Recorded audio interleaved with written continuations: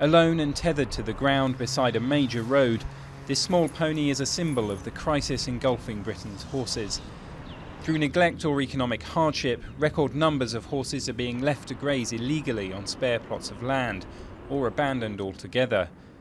Though Britons consider themselves a nation of animal lovers, the country's leading animal welfare group is being inundated with complaints about mistreated horses, 23,000 just last year. The RSPCA and the other equine charities are all full to bursting.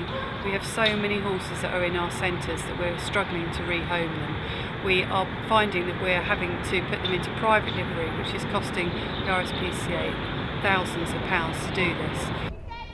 Natalia Thorpe is a horse dealer based just outside London. She blames the problem of unwanted horses partly on overbreeding. But the poor state of Britain's economy is also having an effect.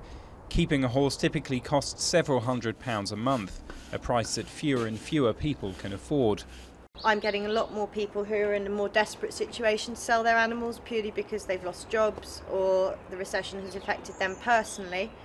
I've been given several horses this year, all of which are perfectly nice animals and have just needed to find the right home and the right person. But obviously they were thrown into a very difficult circumstance because of the owner's finances, and it is something that's on the increase.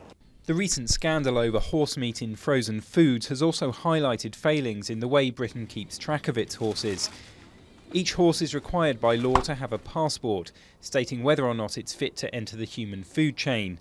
But dozens of different bodies are licensed to issue them, and a single animal can end up with multiple passports or none at all. As well as the human health implications, this also makes welfare cases harder to solve, as charities don't know who owns the animal. There needs to be a large single passport issuing authority which has got the details of every horse in the country on file, which I know is a huge job, but at the same time it would make the whole situation a lot easier.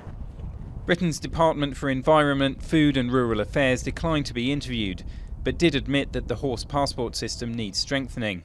While horses will no doubt remain a cherished sight throughout the British countryside, the problems many of them face are becoming ever more apparent.